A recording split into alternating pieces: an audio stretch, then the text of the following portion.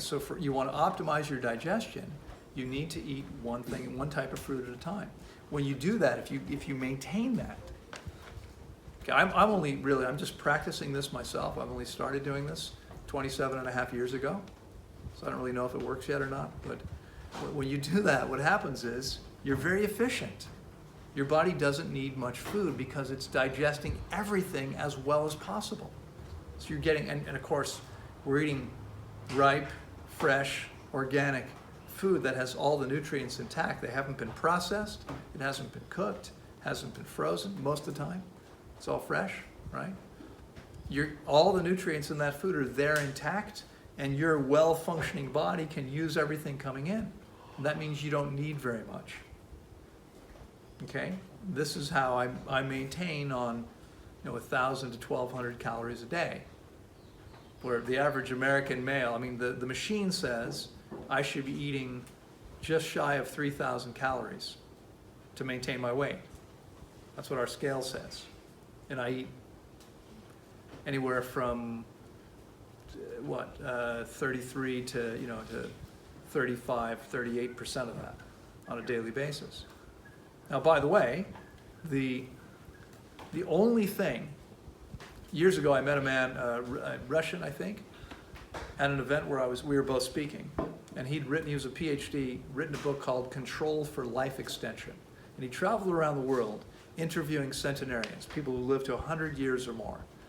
The only thing they had in common, they ate different diets. Some ate meat, some didn't. There were some vegetarians, mostly weren't. Some smoked, some drank. The only thing they had in common was they all ate very few calories. The males, on average, 1,200 calories per day or less. The females, 1,000 calories per day or less. Okay? So get clear, this is not about restricting your caloric intake. That's not what we're doing. What we're doing is allowing the body to become more efficient and then meeting the body's needs. I'm not restricting anything. I eat when I'm hungry until I'm satisfied, whatever that is. It's not more than 1,200 calories most days. There are some days it is. If I've got durian, I might eat 3,000 calories. Okay? But then I'm going to eat very little the next day. Right? It's going to average out to still very low caloric intake on average.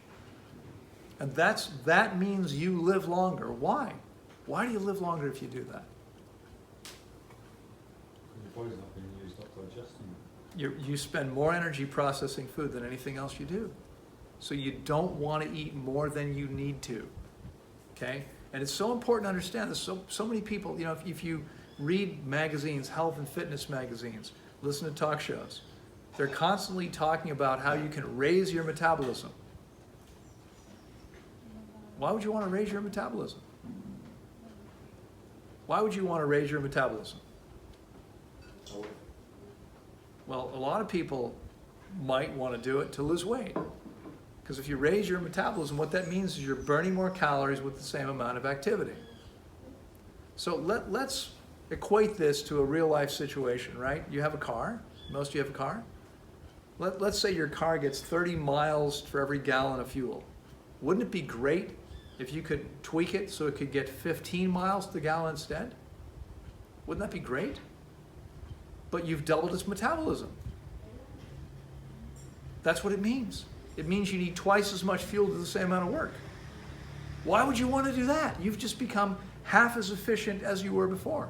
Now your body has to do twice as much work processing food to get you through your day. You're going to live less time. And there's over 100 animal studies that prove this, where they've restricted the control, they've got the control group, the experimental group. Okay? The control group gets their normal amount of food. The experimental group gets half as much. They live 50 to 100% longer. Okay? Simply by eating half as much food. All right? This is, you do not want to raise your metabolism. And this is one of the reasons, it's only one, but it's one of the reasons that when you're refeeding here, you start with a tiny amount of food. Did it feel like a tiny amount of food?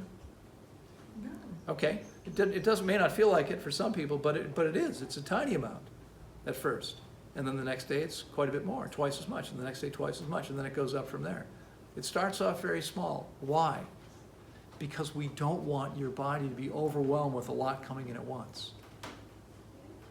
If you eat a bunch of food, okay, what a lot of bodies will do if you give it a lot of food is they'll just speed up the metabolism so they don't carry extra weight. That doesn't work for everyone. Some people are going to put extra weight on. Other people don't put on weight so easily. That's because they have what I call a metabolic elasticity. Your body's able to speed up the metabolism at will, to burn the excess calories. But now it's costing you life. Okay, why would you want to do that?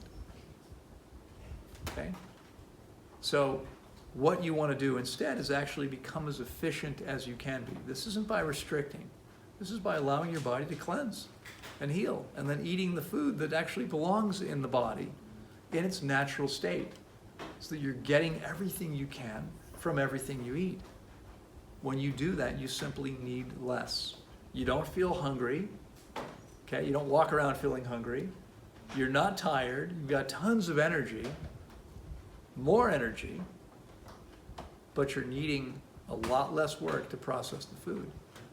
And you do that, you're going to live longer. Guaranteed. Okay? Question?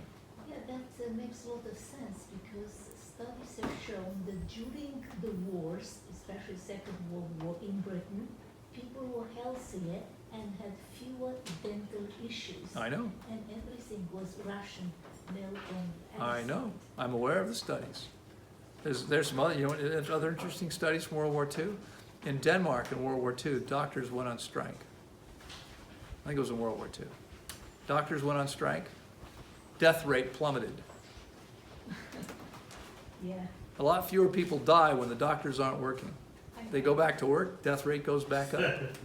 I swear to you, this is true. Okay?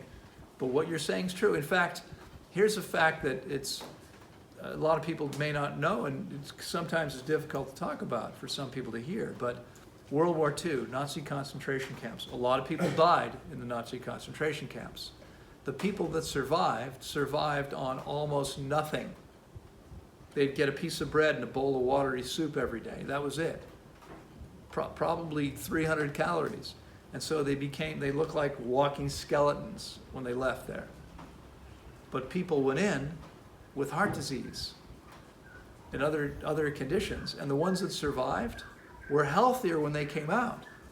The ones that survived, one of the big mistakes they made at the end of the war, when these people were liberated, they were taken to eat, go have a feast.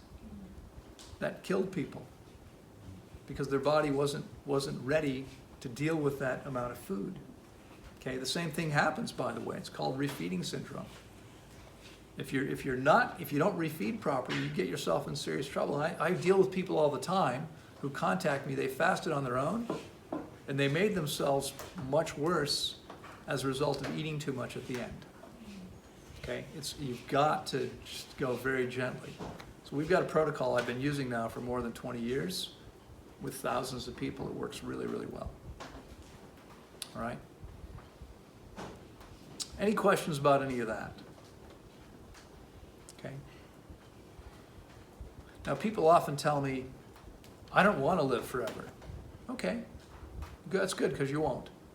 You're not going to live forever. As far as I know, that's not possible. But you can live a hell of a lot longer than most people do.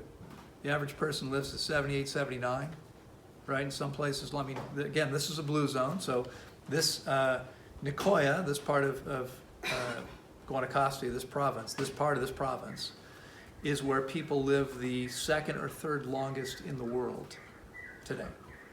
Still. How much Okay. is that? I don't remember the number of years. I don't remember exactly. But their diet's not perfect. So diet's not the only factor. Now, in all 5 of the blue zones, people eat a plant-based diet. That doesn't mean they don't eat animal products. It means their diet is based on plants. The bulk of what they eat is plants. The Okinawans in Japan, someone said to me recently, well, they eat mostly seafood. Like, really? Have you done any research? They don't eat mostly seafood. They eat mostly potatoes. Not rice, and not seafood, not seaweed. Mostly a potato that grows there. That's the bulk of their diet. And fresh vegetables and fresh fruits and very few animal products. Same thing here. The blue zones are almost all places where people don't have a lot of resources. And animal products are expensive. So people here have always eaten meat, but not very much of it, because they can't afford to kill a cow every week. Okay? So they eat a little bit of it, not very much. It's mostly fresh plants. All right? Don't say, darling, 'cause you'll fake it. Don't hide the tears, 'cause I know you're brave.